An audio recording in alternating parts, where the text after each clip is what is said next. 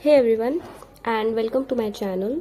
सो आज की वीडियो में हम लोग लॉ स्टार्ट करेंगे द फर्स्ट चैप्टर प्रिलिमिनरी। इसमें हम लोग को बेसिक नॉलेज मिलेगा कि हम लोग क्या पढ़ने वाले। मीन्स यहाँ बेसिक डेफिनेशंस है। डेफिनेशंस तो बहुत सारा है बट मैं आप लोग को जो इम्पोर्टेंट है एंड जो ऐसा होता है कि हाँ आपको पता होना चाहिए वो मैं कराऊंगी, क्योंकि बाय द टाइम जैसे हम लोग आगे बढ़ते जाएंगे बचा हुआ जो डेफिनेशंस है वो कवर होता जाएगा। ठीक है, सो लेट्स गेट स्टार्टेड।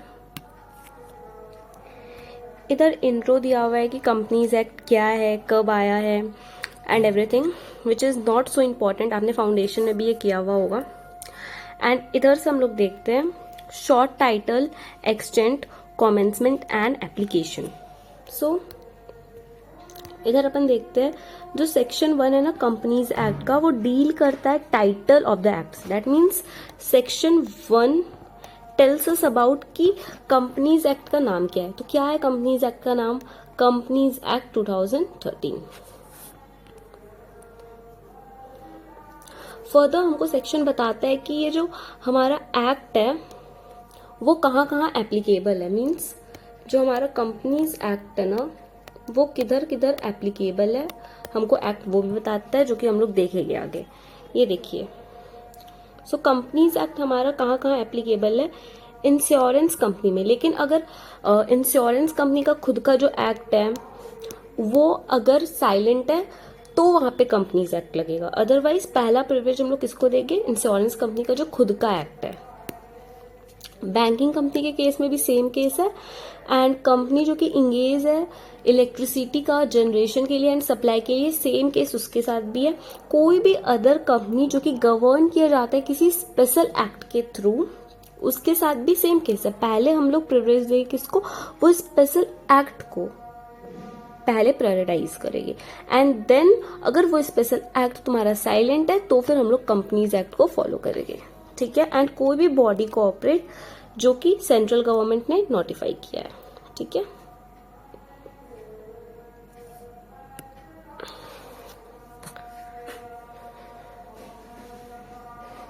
सो हमने क्या देखा कि कंपनीज एक्ट का टाइटल क्या है। सेक्शन 1 अपन लोग को टाइटल बताता है कि क्या टाइटल है कंपनीज एक्ट, तो कंपनीज एक्ट 2013।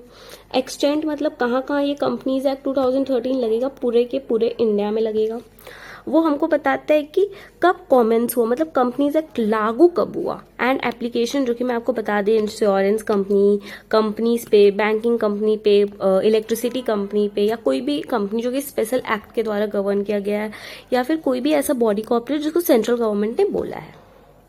अब हम लोग देख लेते हैं डेफिनेशंस। सो यहाँ पे मैंने इंपॉर्टेंट डेफिनेशंस मार्क किया हुआ है। लाइक पहले तो मैं सोच रही थी कि सारे के चैप्टर भी लिखते चली जाऊं, फिर मैं सोची कि बाय द टाइम वो होता जाएगा। तो चलो हम लोग इंपॉर्टेंट डेफिनेशंस पे जंप करते हैं। सबसे पहले है associate company. Okay, this is an important definition. Associate company क्या है? एसोसिएट कंपनी दूसरे कंपनी के रिलेशन में एक ऐसा कंपनी है जिसमें कि दूसरे कंपनी का सिग्निफिकेंट इन्फ्लुएंस है, लेकिन हाँ वो सब्सिडी कंपनी नहीं है। मैं आपको बताती हूँ कि क्या होता है ये होल्डिंग कंपनी। ठीक है, subsidy company and associate company. ठीक है, लेट्स से मैं एक एग्जाम्पल ही ले लेती हूँ, अच्छे से क्लैरिटी मिलेगा।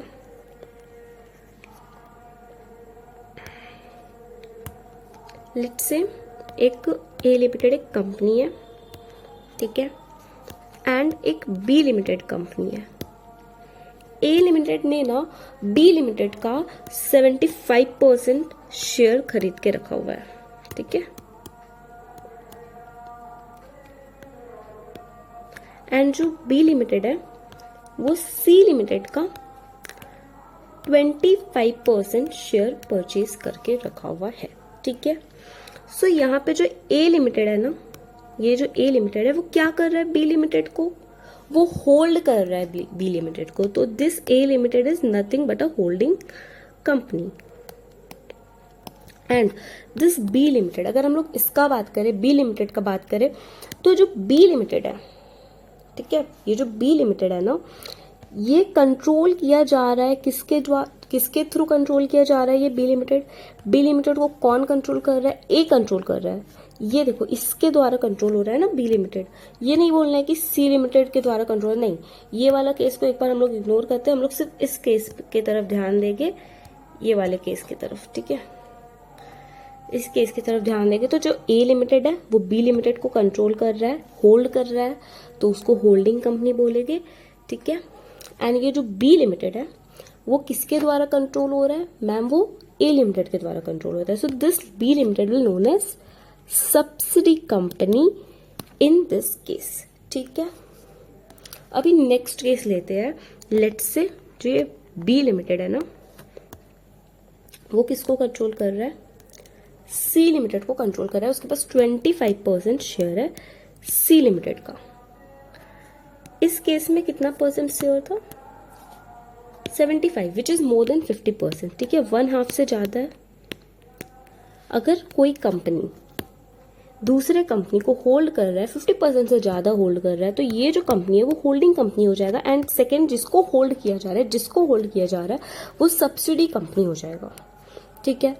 और अगर कोई कंपनी 20% से ज्यादा, ठीक है, 20% से ज्यादा किसी कंपनी में होल्ड कर रहा है, तो ये जो कंपनी है ये एसोसिएट कंपनी हो जाएगा, ठीक है। That's what the definition still. चलो देखते हैं अब हम लोग डेफिनेशन क्या है। तो देखो, जो एसोसिएट कंपनी है दूसरे कंपनी के रिलेशन में एक ऐसा कंपनी है जिसमें कि दूसरा कंपनी हमारे एग्जाम्पल में कौन था? हमारे एग्जाम्पल में वो दूसरा कंपनी था B limited. And associate company कौन था? एसोसिएट कंपनी था सी लिमिटेड, ठीक है।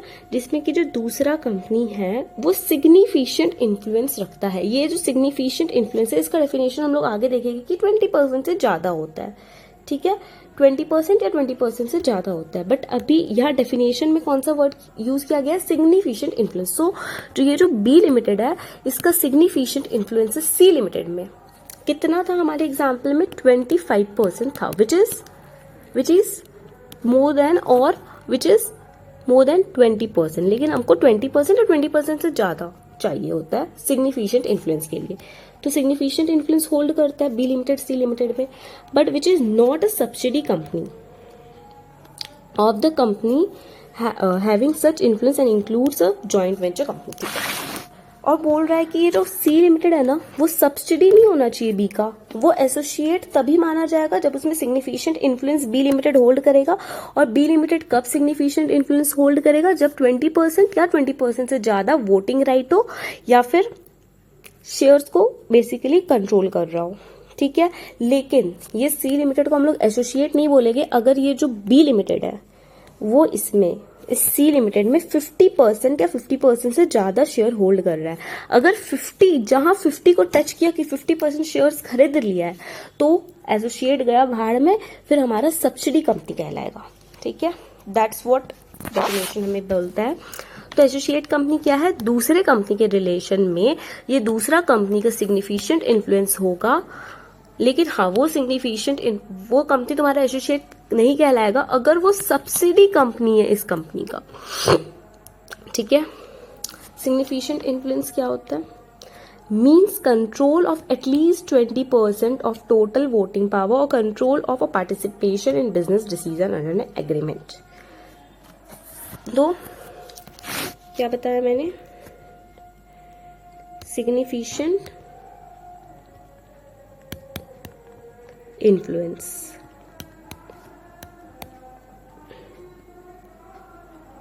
क्या होता है सिग्निफिकेंट इन्फ्लुएंस? 20% या 20% से ज्यादा वोटिंग पावर, या फिर आपको बिजनेस डिसीजन में आपका पावर चलता है, आप जो बोलते हो वो होता है कि हाँ ये बंदा के पास इतना है शेयर्स तो हमको इसको इतना, बिजनेस डिसीजन में आपका 20% या उससे ज्यादा बिजनेस डिसीजन आप ले सकते हो, तो सिग्निफिकेंट इन्फ्लुएंस में आ जाएगा बेसिकली। ये था हमारा एसोसिएट का डेफिनेशन। आई होप आपको ये वाला समझ आया हो। अच्छे से मैं एग्जाम्पल के साथ बताई हूँ। नेक्स्ट बॉडी कॉर्पोरेट देखते हैं, ठीक है। अगेन ये भी एक इम्पॉर्टेंट डेफिनेशन है। बॉडी कॉर्पोरेट क्या है?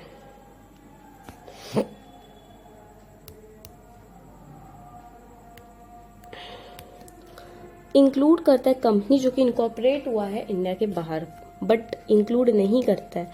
देखो ये ना इंक्लूसिव डेफिनेशन है, ठीक है। जहाँ पे भी वर्ड इंक्लूड यूज होगा ना, अगर डेफिनेशन में वर्ड इंक्लूड यूज होगा, ये आगे हम लोग पढ़ेंगे आपके जनरल क्लॉजेज एक्ट में, बट अभी मैं आपको ब्रीफ में बता रही हूँ। जहाँ पे भी वर्ड इंक्लूड यूज होगा ना, दैट मीन्स वो डेफिनेशन में जो डेफिनेशन में बोला गया है कि ये चीज उसमें इंक्लूड होगा, वो तो इंक्लूड होगा, उसके अलावा भी काफी सारा चीज इंक्लूड हो जाएगा। जैसे कि यहाँ पे बोला है बॉडी कॉर्पोरेट में इंक्लूड होता है कंपनी जो कि इनकॉर्पोरेट हुआ है इंडिया के बाहर। इट मीन्स ये भी बोलना चाह रहा है कि ये तो इंक्लूड होगा, इंडिया के बाहर जो कंपनी बना है वो तो इंक्लूड होगा, इंडिया के अंदर वाला कंपनी भी इंक्लूड हो जाएगा बॉडी कॉर्पोरेट में, ठीक है। तो डेफिनेशन में सिर्फ इंक्लूड वर्ड यूज किया गया है, दैट मीन्स ये सब चीज के अलावा भी उसमें कुछ और इंक्लूड हो सकता है। तो बॉडी कॉर्पोरेट इंक्लूड करता है ऐसा कंपनी जो कि इंडिया के बाहर बना हुआ है, लेकिन वो ये सब चीज इंक्लूड नहीं करता है। क्या चीज इंक्लूड नहीं करता है? कोऑपरेटिव सोसाइटी जो कि रजिस्टर हुआ है under any law related to cooperative society, और कोई भी बॉडी कॉर्पोरेट जो सीजी ने नोटिफाई किया है, ठीक है। Let me just again explain to you guys. तो बॉडी कॉर्पोरेट क्या होता है? सबसे पहले बॉडी कॉर्पोरेट एक इंक्लूसिव डेफिनेशन है, ठीक है। जैसे जैसे आप लोग आगे बढ़ोगे ये सब चीज और अच्छे से समझ में आती जाएगा आपको, बट अभी भी मैं अपना बेस्ट दे रही हूँ कि आपको समझ में आए।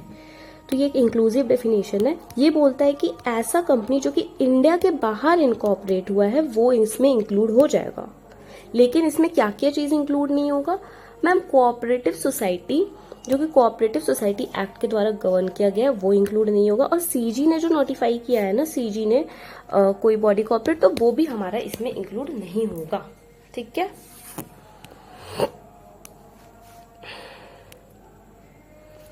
देन ये तो काफी सिंपल सा डेफिनेशन है, बट स्टिल कंपनी क्या होता है? कंपनी जो कि इनकॉर्पोरेट हुआ है अंडर दिस एक्ट और any other previous company law.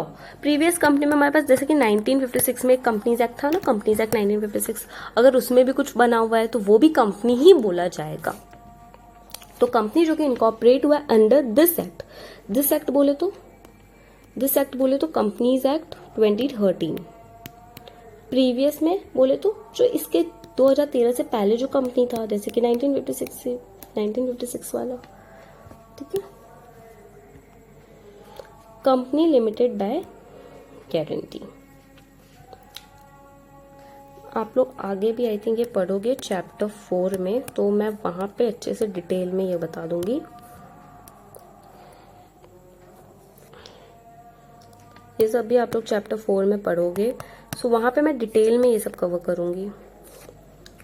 Again ये एम्प्लॉय स्टॉक ऑप्शन भी आपका चैप्टर 3 में है, यस। ओके, एक्सपर्ट में कोई भी आ जाएगा, लाइक हमारा इंजीनियर आ जाएगा, वैल्यूअर आ जाएगा, चार्टेड अकाउंटेंट तो आएगी ही आएगा, कंपनी सेक्रेटरी आएगा, कॉस्ट अकाउंटेंट आएगा, कोई भी अदर पर्सन जिसके पास पावर है अथॉरिटी का to issue certificate in pursuance of any law for time be in force, ठीक है। फाइनेंशियल स्टेटमेंट में आप खुद सोचो, एक कंपनी का फाइनेंशियल स्टेटमेंट लेते हैं अपन, ठीक है। खुद एक बार दिमाग लगा के सोचना है हम लोग को कि फाइनेंशियल स्टेटमेंट में क्या क्या चीज आता है। हम लोग बोलते हैं ना कि कंपनी का फाइनेंशियल स्टेटमेंट अपन चेक करेंगे, तो फाइनेंशियल स्टेटमेंट में क्या क्या चीज आता है? प्रॉफिट एंड लॉस अकाउंट हम लोग चेक करते हैं, कैश फ्लो स्टेटमेंट चेक करते हैं, and balance sheet for sure, and statement of changes in equity. ये सभी को नहीं बनाना होता है, स्पेसिफाइड कंपनीज कुछ को क्वालिफाई करता है कोई चीज को तो फिर बनाना होता है, ठीक है। एंड अभी हम लोग यहाँ पे देखते हैं फाइनेंशियल स्टेटमेंट में क्या क्या चीज़ आता है। फाइनेंशियल स्टेटमेंट में क्या क्या चीज़ इंक्लूड होता है। बैलेंस शीट इंक्लूड होता है फाइनेंशियल स्टेटमेंट में, profit and loss account include होता है, cash flow statement, statement of changes in equity and कोई भी नोट्स, ठीक है। जैसे कि बैलेंस शीट हम लोग बनाते हैं तो नीचे नोट्स टू अकाउंट बनाते हैं ना, वो सब चीज़ भी हमारा फाइनेंशियल स्टेटमेंट में इंक्लूड हो जाता है। कोई भी एक्सप्लेनेटरी नोट इन चारों का डिफाइन करने के लिए बनाया गया है तो वो भी हमारा फाइनेंशियल स्टेटमेंट में इंक्लूड हो जाता है, ठीक है। लेकिन कैश फ्लो स्टेटमेंट जो है ना, कैश फ्लो स्टेटमेंट वो सारी कंपनी को बनाने की जरूरत नहीं है। कोई कंपनी एग्जेम्प्ट है कैश फ्लो स्टेटमेंट बनाने से। क्या क्या, दिस इज इम्पोर्टेंट कि ध्यान में रखना है कि कैश फ्लो स्टेटमेंट बनाने से कौन कौन सी कंपनी को ऐसा बोला गया कि मन है तो बनाओ, नहीं मन है तो कोई प्रॉब्लम नहीं है।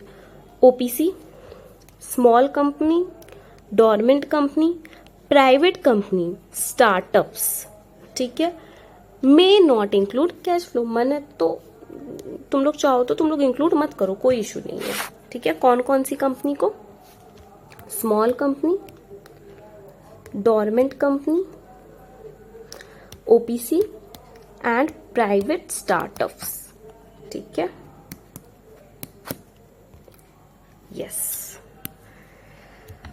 yes financial year, this is very very very important definition, ठीक है,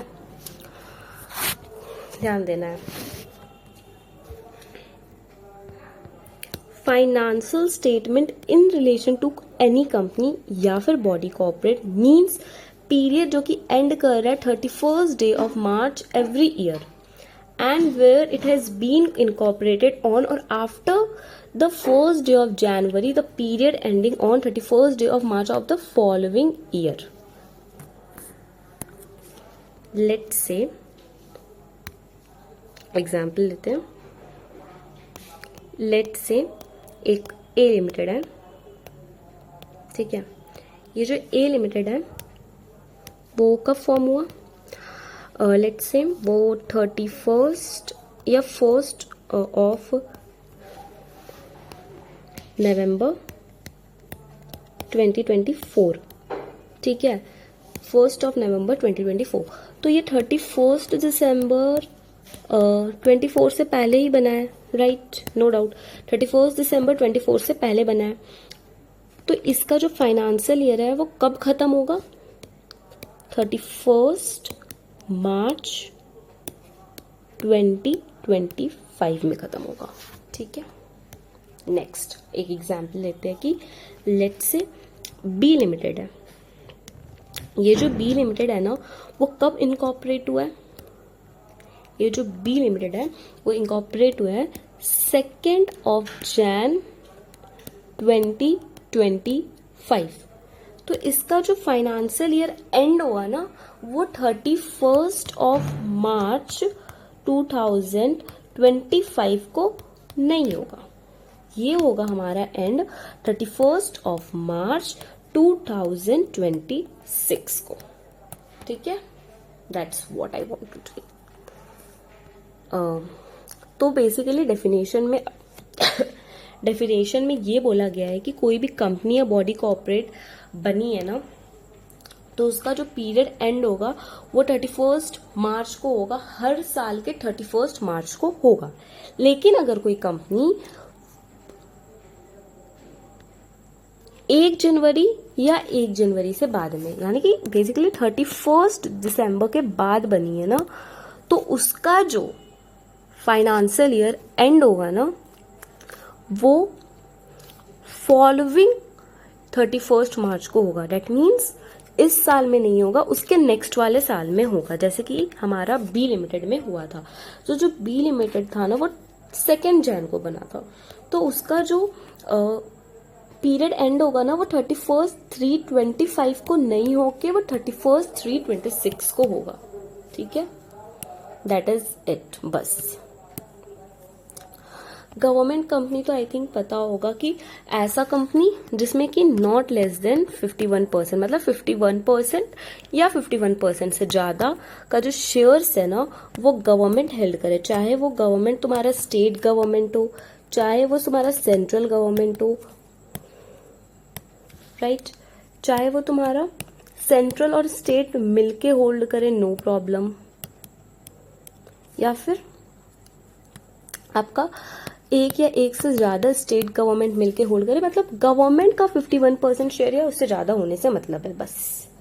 होल्डिंग कंपनी मैं आपको बता दी, मैं एग्जाम्पल से बताई थी ना आपको कि यहाँ पे जो था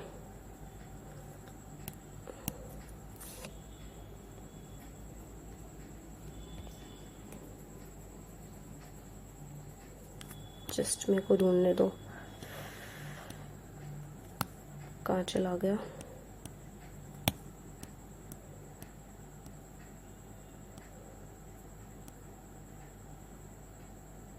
यस, ये देखो मैं आपको बताई थी ना होल्डिंग कंपनी का, फिर से बताती हूँ कि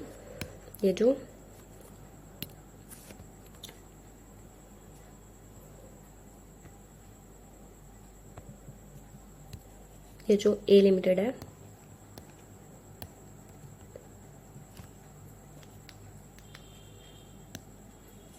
क्या हो रहा है,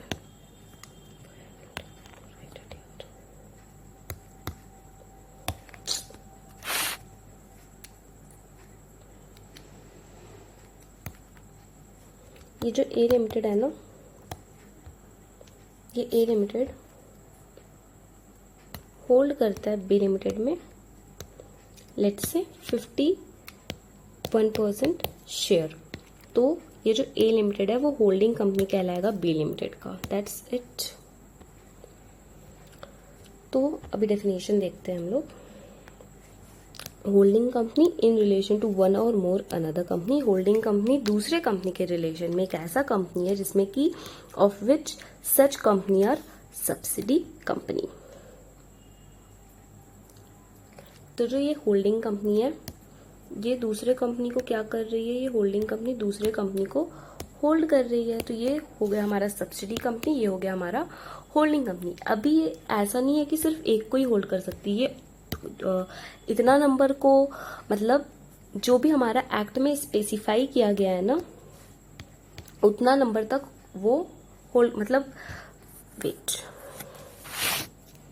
ये जो ए लिमिटेड है ये बी लिमिटेड में होल्ड करती है, इतना आपको क्लियर है।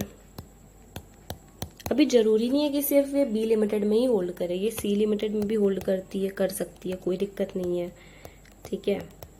एंड मान लो बी लिमिटेड भी किसी को होल्ड कर रहा है 60% से, तो ये जो ए लिमिटेड है वो इस डी लिमिटेड में भी अपना कंट्रोल जमा सकती है। ये जो ए लिमिटेड है वो डी लिमिटेड की भी होल्डिंग कहलाएगी। तो ये जो बी लिमिटेड है, यहाँ पे ये जो बी लिमिटेड बीच में आई ना, ये बी लिमिटेड सब्सिडी भी कहलाएगी। किसकी सब्सिडी मैम? ए लिमिटेड की सब्सिडी। एंड ये जो बी लिमिटेड है वो होल्डिंग कहलाएगी। किसकी होल्डिंग मैम?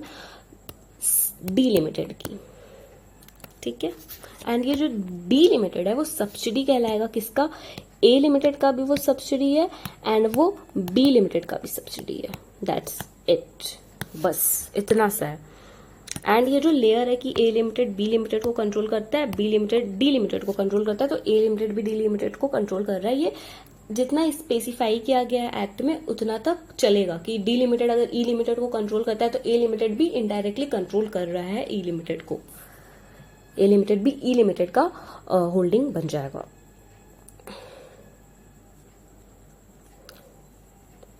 की मैनेजरल पर्सनल, इसमें हमारा चीफ एग्जीक्यूटिव ऑफिसर आएगा, company secretary, whole time director, chief financial officer. जैसे जैसे आगे बढ़ोगे आप लोग को ये समझ आता चला जाएगा। Not so important, not important. Listed company एक ऐसी कंपनी जो कि रिकॉग्नाइज्ड स्टॉक एक्सचेंज में लिस्टेड है, जिसका सिक्योरिटीज, लिस्टेड कंपनी में जिसका सिक्योरिटीज रिकॉग्नाइज स्टॉक एक्सचेंज में लिस्टेड है।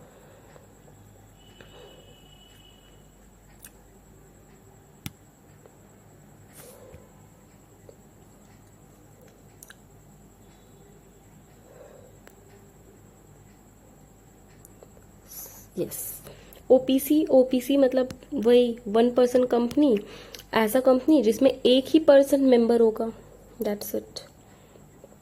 प्राइवेट कंपनी, प्राइवेट कंपनी में क्या होता है ना कि देख लेते हैं, private company means a company having minimum paid up share capital as may be prescribe. अभी वो प्रिस्क्राइब जितना भी paid up share capital prescribe किया गया है ना, उतना तक होना चाहिए प्राइवेट कंपनी का पेड अप शेयर कैपिटल।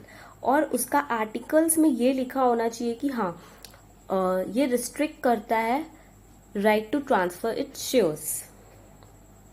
यानी कि मेरे पास अगर कोई प्राइवेट कंपनी का शेयर है तो रिस्ट्रिक्ट करता है कि मेरे को ना बहुत ज़्यादा झमेला करके फिर मैं किसी और को ट्रांसफर करूँ। रिस्ट्रिक्ट करता है, प्रोहिबिट नहीं करता है, याद रखना। There is a difference between prohibition and restriction, ठीक है। तो बहुत झमेला करके ही मैं ट्रांसफर कर सकती हूँ, ऐसा नहीं कि मैं ट्रांसफर नहीं कर सकती हूँ, बट देयर इज रिस्ट्रिक्शन। बहुत सारा रूल्स, बहुत सारा प्रोसीजर्स को फॉलो करके मैं कर सकती हूँ। तो रिस्ट्रिक्ट करता है, याद रखना। There is a difference between the word restrict and prohibition, ठीक है। Except in case of OPC limit the number of member to 200। मतलब ओपीसी भी एक प्राइवेट कंपनी ही है, 1 पर्सन कंपनी, ठीक है। ओपीसी भी एक प्राइवेट कंपनी ही है। क्यों पब्लिक कंपनी क्यों नहीं है वो? क्योंकि पब्लिक कंपनी में ऐसा बोला जाता है कि बहुत सारा होता है ना, पब्लिक कंपनी में एक मेंबर तो रहेगा नहीं, तो ओपीसी इसलिए प्राइवेट कंपनी। क्योंकि पब्लिक कंपनी में एक मेंबर कहाँ से होगा यार? पब्लिक कंपनी किस नाम का अगर उसमें एक मेंबर है तो ये ओपीसी के अलावा बाकी सारे जो भी प्राइवेट कंपनी है उसमें मैक्सिमम 200 मेंबर हो सकता है। ओपीसी के अलावा बाकी सारा जो भी प्राइवेट कंपनी है उसमें मैक्सिमम 200 मेंबर हो सकता है, लेकिन ओपीसी में मिनिमम मैक्सिमम सब एक मेंबर ही होगा, ठीक है। Provided that where 2 or more person hold 1 or more share in a company jointly, they shall for the purpose of this clause be a single member. Okay, देखो मान लो mister A है, mister B है, ठीक है। ये लोग दोनों भाई भाई है, ये लोग दोनों ना एक साथ होल्ड कर रहे हैं,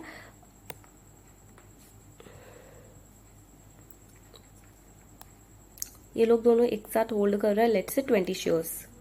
तो ये जो जॉइंटली होल्ड किया जा रहा है उसको हम लोग एक ही काउंट करेंगे, ठीक है। जॉइंटली होल्ड कर रहा है कोई मेंबर शेयर को, तो फिर that will be counted as 1 share, ठीक है।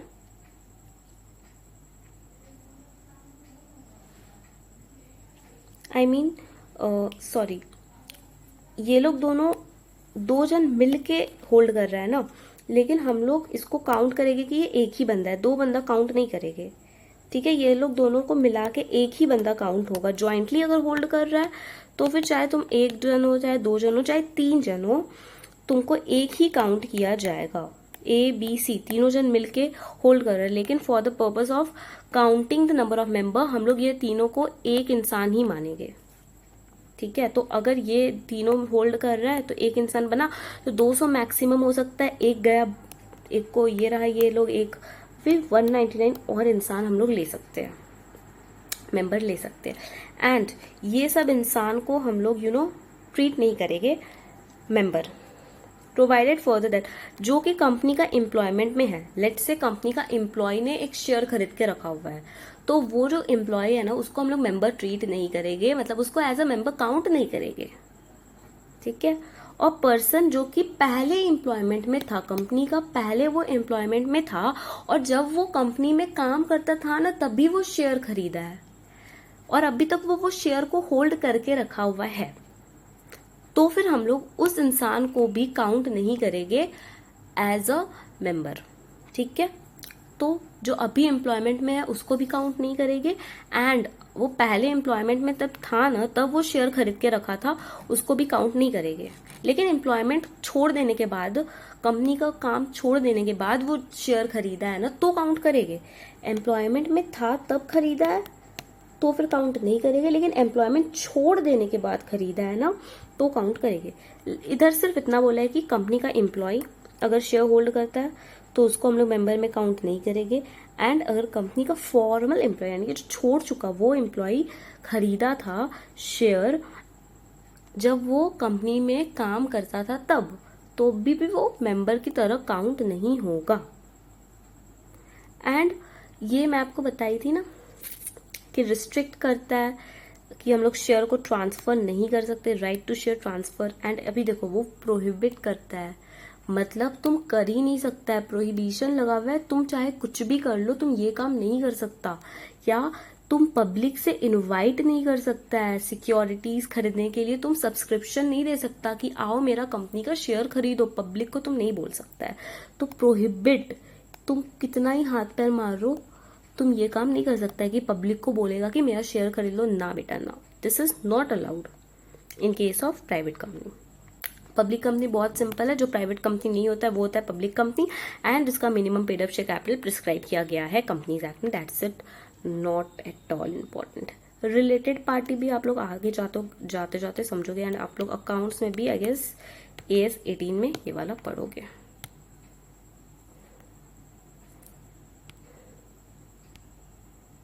Small company again very important, very very very very important. Small company क्या होता है? छोटा कंपनी। देखो स्मॉल कंपनी सबसे पहले तो अदर देन पब्लिक कंपनी होगा। ये जो स्मॉल कंपनी है, ठीक है, हम लोग ना उतना मतलब अभी बुक को नहीं देख के हम लोग एक बार ऐसे ही दिमाग से थोड़ा सोचते हैं, ठीक है, दिमाग से सोचेंगे तो ये जो स्मॉल कंपनी है ना, तुम खुद सोचो अगर कोई कंपनी छोटी है, ठीक है, तो फिर वो पब्लिक कंपनी तो नहीं ही होगा। पब्लिक कंपनी छोटा कैसे हो सकता है? हम लोग पब्लिक से पैसा ले रहे हैं, हम लोग में कुछ बात है तभी तो हम लोग पब्लिक से पैसा ले रहे हैं, तो वो छोटा कंपनी पब्लिक कंपनी तो नहीं हो सकता। सेकेंडली ये जो छोटा कंपनी है, छोटा कंपनी किसी और को खरीद तो सकता नहीं है, तो ये होल्डिंग कंपनी भी नहीं हो सकता, ठीक है, तो ये होल्डिंग कंपनी भी नहीं हो सकता। और अगर होल्डिंग कंपनी किसी कोई बड़ा कंपनी, होल्डिंग कंपनी तो ऑब्वियसली यार उसके पास बहुत पैसा होगा, तो होल्डिंग कंपनी अगर कोई कंपनी को कंट्रोल करता है तो अल्टीमेटली होल्डिंग कंपनी ही उसको चला रहा है। होल्डिंग कंपनी अमीर कंपनी है और वो कोई दूसरा कंपनी को, जैसे हमारे एग्जाम्पल में A लिमिटेड होल्डिंग था, B लिमिटेड सब्सिडी था A लिमिटेड का, तो B लिमिटेड को भी हम लोग ट्रीट करेंगे कि हाँ ये भी एक बड़ा ही कंपनी है, क्योंकि इस पे A लिमिटेड जो कि एक बड़ा कंपनी था उसका राज चल रहा है, तो सब्सिडी भी नहीं हो सकता, ठीक है, सब्सिडी कंपनी भी नहीं हो सकता है, ठीक है। अब देखो डेफिनेशन, ये जो स्मॉल कंपनी है ना, एक ऐसा कंपनी है अदर देन, सबसे पहले अदर देन पब्लिक कंपनी है, पब्लिक कंपनी के अलावा वो कंपनी है, ठीक है, जिसका paid up share capital exceed नहीं करना चाहिए। किस चीज से एक्सीड नहीं करना चाहिए? पेड अप शेयर कैपिटल, जिसका paid up share capital does not exceed 50 lakh rupees और such higher amount as may be prescribed which shall not be more than 10 CR, ठीक है। वेट मैं ये आपको अच्छे से बताती हूँ कि हाँ ये कहना क्या चाहता है। अभी मैं यहाँ पे नोट करके रखती हूँ कि हाँ जिसका paid up share capital 50 lakh से ज़्यादा नहीं होना चाहिए, या फिर सच हायर अमाउंट जो कि प्रिस्क्राइब किया जाएगा जो कि 10 CR से ज़्यादा नहीं होना चाहिए, एंड जिसका turnover, this is about what, this is about paid up share capital. Next अगर टर्नओवर का बात करें तो जिसका turnover immediately preceding financial year में एक्सीड नहीं करना चाहिए 2 CR से, ठीक है, या such higher amount as may be prescribed which shall not be more than 100 CR। oh my god, ठीक है, होल्ड किया जाए अभी इसको थोड़ा देर के लिए। एंड अभी देखिए मैं आपको बताई थी ना कि वो जो कंपनी है वो होल्डिंग कंपनी नहीं होना चाहिए, वो सब्सिडी कंपनी नहीं होना चाहिए, वो सेक्शन 8 कंपनी नहीं होना चाहिए। आपने फाउंडेशन में पढ़ा होगा कि सेक्शन 8 कंपनी जो है वो चैरिटेबल पर्पस के लिए बनाया जाता है, राइट। तो अगर आप चैरिटी कर रहे हो तो हम लोग आपको छोटा कंपनी नहीं मानने वाले हैं, क्योंकि आपके पास पैसा है तभी आप चैरिटी वाला काम कर रहे हो, ठीक है। तो सेक्शन 8 कंपनी या कोई भी कंपनी या बॉडी कॉर्पोरेट जिसको स्पेशल एक्ट के द्वारा गवर्न किया गया है, ठीक है, ये चीज आपको याद रखना है कि सेक्शन 8 कंपनी में क्या कौन कौन से कंपनी इंक्लूड नहीं होगा। मैम होल्डिंग कंपनी नहीं होगा, सब्सिडी कंपनी नहीं होगा, सेक्शन 8 कंपनी नहीं होगा, एंड कोई भी कंपनी या फिर बॉडी कॉर्पोरेट स्पेशल एक्ट के द्वारा गवर्न किया गया है। भाई आपके लिए एक स्पेशल एक्ट बना के रखा हुआ है, आप गरीब, आप छोटे कंपनी नहीं माने जाओगे, ठीक है। ये एक्सेप्शन आपको याद हो गया हो, आई होप। एंड अभी मैं आपको बताती हूँ कि ये क्या बोलना चाह रहा है, ठीक है। देखिए उधर बोल रहा है ना कि ये जो 50 लाख है कि आपका पेड अप शेयर कैपिटल, अगर आप छोटा कंपनी कहलाना है, मतलब स्मॉल कंपनी का जो पेड अप शेयर कैपिटल है वो 50 लाख से एक्सीड नहीं करना चाहिए। इतना समझ आया ना कि तुम्हारा पेड अप शेयर कैपिटल, अगर तुमको स्मॉल कंपनी होना है तो पेड अप शेयर कैपिटल जो है 50 लाख से एक्सीड नहीं करना चाहिए। इतना समझ में आ गया। और फिर बाद में लिखा हुआ है कि या फिर कोई भी हायर अमाउंट जो कि प्रिस्क्राइब किया गया है, और जो हायर अमाउंट है ना, वो हायर अमाउंट जो तुम बाद में प्रिस्क्राइब करना है वो 10 CR से ज़्यादा नहीं है। मतलब गवर्नमेंट चाहे ना, सीजी चाहे तो ये जो 50 लाख का लिमिट है इसको 10 CR तक ले जा सकता है, बट करेंटली वो 50 लाख ही है। अगर आपका 60 लाख है पेड अप से कैपिटल तो अभी के हिसाब से आप स्मॉल कंपनी नहीं माने जाओगे, ठीक है। एंड टर्नओवर के साथ भी सेम खेला है कि अब भी अगर आपका टर्नओवर 2 CR से एक्सीड कर रहा है तो आप स्मॉल कंपनी नहीं माने जाओगे। लेकिन अगर गवर्नमेंट चाहे बाद में इसको बढ़ा के 100 CR तक ले जा सकती है, बट करेंटली कितना स्पेसिफाई किया गया है, 2 करोड़, ठीक है। दैट्स इट, इतना ही है इसमें। एंड आई गेस कि अच्छा हाँ, सब्सिडी कंपनी तो मैं आपको बता ही रही क्या होता है सब्सिडी कंपनी। डेफिनेशन एक बार रीड कर लेते हैं अपन। In relation to any other company, जो कि होल्डिंग कंपनी था दूसरे कंपनी का रिलेशन में, वो दूसरा कंपनी कौन था, ए लिमिटेड। ए लिमिटेड कौन था, होल्डिंग कंपनी। एक ऐसा कंपनी जिसमें होल्डिंग कंपनी जो है, ये पॉइंट पहले देखो, एक्सरसाइज करता है या कंट्रोल करता है more than 1/2 of the total voting power at its own और टुगेदर विद 1 और more of its subsidy company. ये बता रही हूँ। इतना समझ आया ना कि वो एक्सरसाइज करता है, कंट्रोल करता है 1/2 of the total voting power, more than 1/2 of the total voting power of its own. खुद से ए लिमिटेड, बी लिमिटेड में ना खुद से कंट्रोल करता था ना, आई थिंक 51% या जितना भी मैं स्पेसिफाई की थी, लेट्स से अभी 75% वो होल्ड करता है, तो वो ये खुद से होल्ड करता है, ठीक है।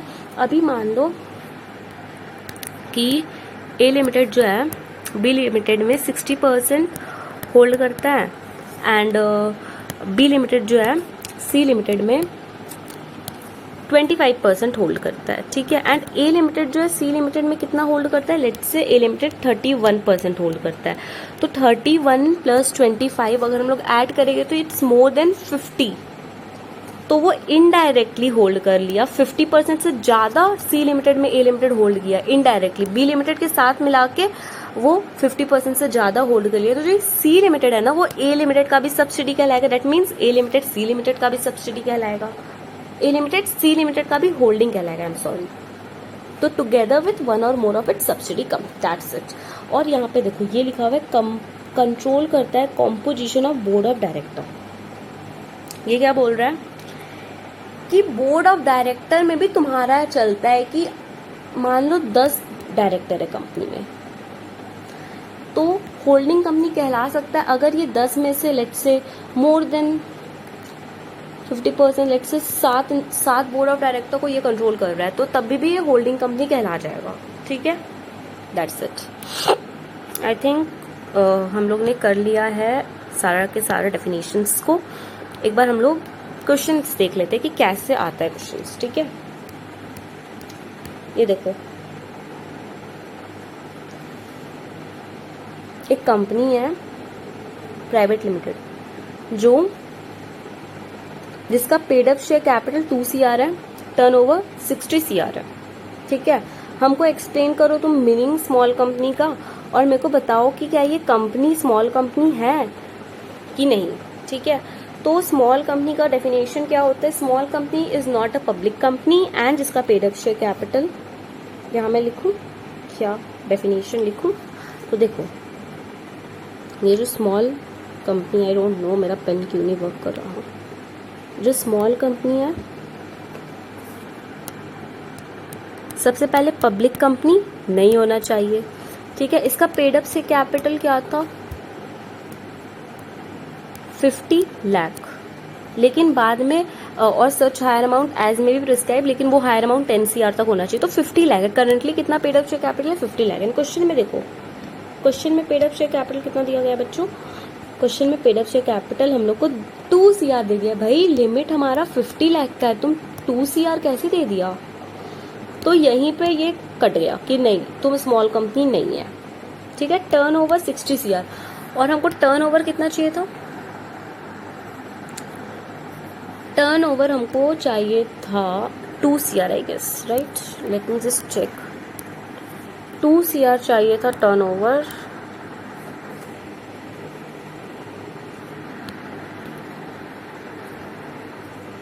यस, 2 CR और टर्नओवर भी 60 CR है, तो दोनों ही कंडीशन फेल कर दिया ये।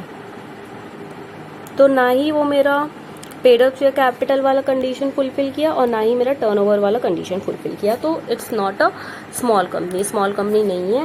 What will be your answer अगर टर्नओवर 30 CR कर देगा तो?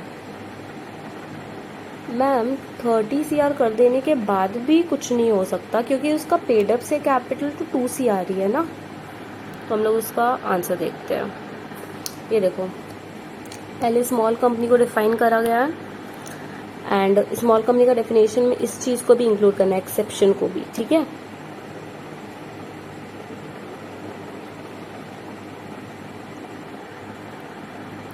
एक सेकंड, ओके एक बार हम लोग स्मॉल कंपनी का डेफिनेशन को फिर से देखते हैं। आई एम सो सॉरी यार, पता नहीं मेरा दिमाग कहाँ चला गया था, मैं इतना इम्पोर्टेंट चीज़ नहीं बताई। I am so sorry. एक सेकेंड, मैं फिर से आपको स्मॉल कंपनी का डेफिनेशन बताती हूँ एकदम डिटेल में फिर से। आई एम सो सॉरी यार, आई डोंट नो मेरा दिमाग कहाँ चला गया था, सॉरी। ठीक है, स्मॉल कंपनी क्या है, ये यहाँ तक आपको समझ आ गया ना कि तुम्हारा जो पेड अप से कैपिटल है 50 लाख से ज़्यादा नहीं होना चाहिए, और 10 करोड़ तक अगर गवर्नमेंट चाहे तो उसको बढ़ा सकता है। और टर्नओवर जो है वो 2 करोड़ से ज़्यादा नहीं होना चाहिए, लेकिन गवर्नमेंट चाहे तो उसको 100 CR तक ले जा सकता है। तो करेंटली क्या स्पेसिफाई किया गया है वो मैं बताती हूँ। दिस इज जस्ट कि हाँ इतना इतना होना चाहिए आपका, 50 लाख से ज़्यादा 50 लाख से कम होना चाहिए। लेकिन करेंटली क्या है, और ये 50 लाख का लिमिट को 10 CR तक ले जा सकता है, और यहाँ पे 2 करोड़ से कम होना चाहिए, लेकिन ये लिमिट को 100 CR तक गवर्नमेंट ले जा सकती है। करेंटली क्या स्पेसिफाई किया गया है ना, वो मैं नहीं बताई आपको। I am so sorry for that. Currently small company में जो आपका पेड अप शेयर कैपिटल है वो 4 CR होना चाहिए, एंड जो आपका टर्नओवर है वो 40 CR होना चाहिए, ठीक है। करेंटली क्या स्पेसिफाई किया गया बच्चों, जो आपका पेड अप शेयर कैपिटल है वो 4 CR होना चाहिए। तो small company shall not exceed paid up share capital and turnover of small company shall not exceed 4 CR। Paid up share capital 4 crore से ज्यादा नहीं होना चाहिए, टर्नओवर 40 CR से ज्यादा नहीं होना चाहिए। अब हम लोग वो क्वेश्चन को देखते हैं, ठीक है। ये देखो, तो paid up share capital 2 CR है, और कितना अभी कितना मेरे को बोला गया है कि तुम्हारा 40 CR तक होना चाहिए, ठीक है। 4 CR तक होना चाहिए, सॉरी। तो 4 CR से कम है ये, तो यस ये कंडीशन ये सेटिस्फाई करता है। और टर्नओवर का कितना बताया है अभी करेंटली कितना, कि तुम्हारा इतना होना चाहिए, इससे कम होना चाहिए, I mean 40 CR and 60 CR है, तो यहाँ ये मार्क आ गया है, दैट मीन स्मॉल कंपनी नहीं है। लेकिन अगर सेकंड केस में इसका जो टर्नओवर है वो 30 CR कर देगा तो स्मॉल कंपनी हो जाएगा, क्योंकि पेड अप शेयर कैपिटल भी हमारा 4 CR से कम है, एंड हमारा टर्नओवर भी 40 CR से कम है। तो इसीलिए ये वाला केस में हमारा स्मॉल कंपनी हो जाएगा, ठीक है। I hope it is clear to you. यहाँ पे मैं आंसर राइटिंग भी आपके साथ डिस्कस करूँगी, बस मेरे को थोड़ा सपोर्ट दिखाओ आप लोग, ठीक है। तो ये चैप्टर हमने कंप्लीट कर लिया है, जितना जरूरी था करना उतना मैंने कंप्लीट कर लिया। अच्छा, ये वाला क्वेश्चन भी देख लेते हैं अपन, ठीक है। तो एक कंपनी है, वो हमारा जो है as a public company register हुई हुई थी। अब उस कंपनी को ना हमको प्राइवेट कंपनी करना है, तो हम लोग को बताना होगा कि क्या प्राइवेट कंपनी करने के लिए हम लोग को कोई मेंबर को कम करना पड़ेगा कि नहीं करना पड़ेगा, ठीक है। तो प्राइवेट कंपनी में मैं आपको क्या बताई थी कि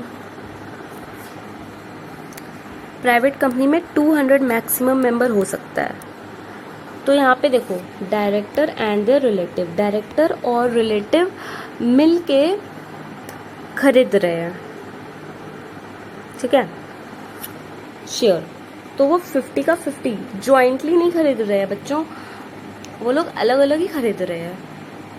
और जो एम्प्लॉय है वो 15 शेयर लेके रखा है, तो मैंने आपको बताया था कि एम्प्लॉयमेंट में खरीदता है, एम्प्लॉय खरीदता है तो वो काउंट नहीं होता है मेंबर के जैसा।